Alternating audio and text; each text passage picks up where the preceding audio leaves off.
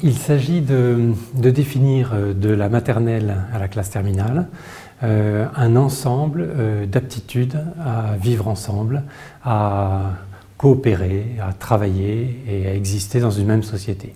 Dans une société qui est chargée d'histoire, qui est prise dans un présent démocratique, parfois un peu ballotté, et qui en même temps engage l'avenir. Donc on prend les enfants depuis la petite section de maternelle jusqu'aux classes terminales, on les emmène dans une sorte de parcours citoyen.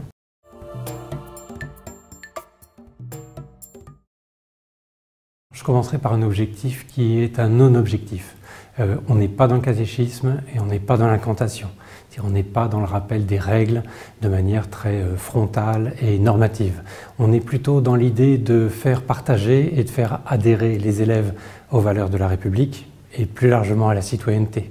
C'est-à-dire qu'on va tenter d'amener tous les enfants à expérimenter ce que signifient les valeurs de la République et la citoyenneté.